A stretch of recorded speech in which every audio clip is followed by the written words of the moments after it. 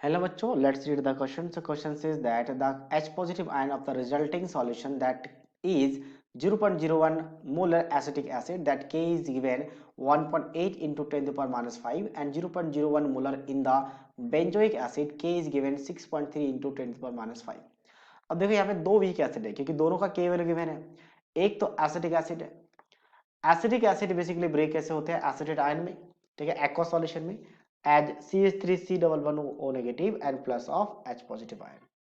और मैं वही बात करूं बेंजोइक एसिड का, तो बेंजोइक एसिड क्या होगा, पीएच आ जाएगा बस CH3 की जगह पे। तो ये भी एक्वा, ये एक्वा सॉल्यूशन है क्योंकि हम एक्वा सॉल्यूशन में ही ब्रेक करते हैं, वहीं पे पीएच निकालते हैं। तो एक्वा सॉल्यूशन में ये भी ब्रेक हो चुका है इसका आयंस में।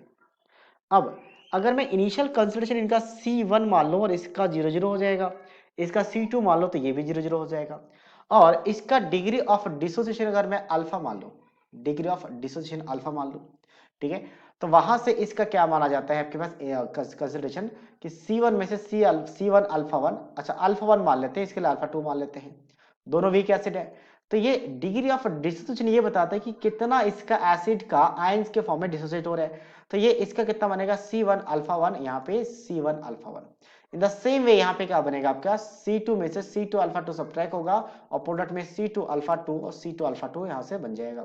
अब H पॉजिटिव आयन कितना होगा, तो H पॉजिटिव आयन दोनों जगह से ऐड हो जाएगा, जो बन जाता है आपका C1 alpha 1 plus of C2 alpha 2। अब इसका डेरिवेशन काफी लेंथी है तो एग्जैक्टली हम डेरिवेशन यहाँ पे ड्राइव नहीं कर सकते, पर डायरेक्टली H पॉजिटिव इसका ड्राइव करने के बाद आ जाता है under root of C1 Ka1 plus C2 Ka2, क्योंकि हमने बाकी अल्फा 1 अल्फा 2 तो खुद से एज्यूम किया था, तो उसको सब्स्टिट्यूट करना पड़ता है और अल्टीमेटली ये फॉर्मूला बन जाता है। तो H पॉजिटिव आयन आप इस फॉर्मूले से हम निकाल सकते हैं, ये फॉर्मूला हमें याद रखना पड़ता है। बस ये थोड़ा सा हमने हिंट दिया कि किस तरीके से आया, और उसके बाद हमने यहाँ पे थोड़ा सा सब्स्टिट्यूट करते हैं डायरेक्टली वैल्यू।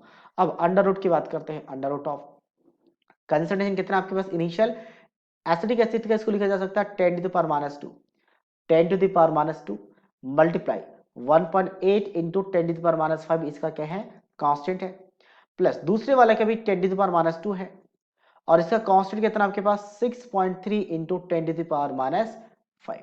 तो एज वी कैन सी कि 10 टू द पावर माइनस 2 और 10 टू द पावर माइनस 5 दोनों का कॉमन ले सकते हैं, जो कि बन जाएगा 10 to the power minus 7 common लेके, तो 1.8 बचेगा और प्लस ऑफ 6.3 बचेगा, अच्छा 6.8 नहीं 6.3 है। तो अल्टीमेटली इन दोनों को ऐड कर लेते हैं, ऐड करने के बाद कितना बन जाएगा, तो 8 3 11 कैरी 1 6 और 1 7 और 8 बन जाएगा, तो 8.1 into 10 to the power minus 7, जिसको लिखा जा सकता है 81 into 10 to the power minus 8। तो 81 का रूट कितना बन जाएगा 9 बन जाएगा, और 10 टू द पावर माइनस 8 का 10 टू द पावर माइनस 4 बन जाएगा, ठीक है। तो ये फाइनल वैल्यू आ गया जो कि ऑप्शन ए के साथ मैच कर रहा है। So option A is the right answer of this question. So I hope you understood it well. All the best.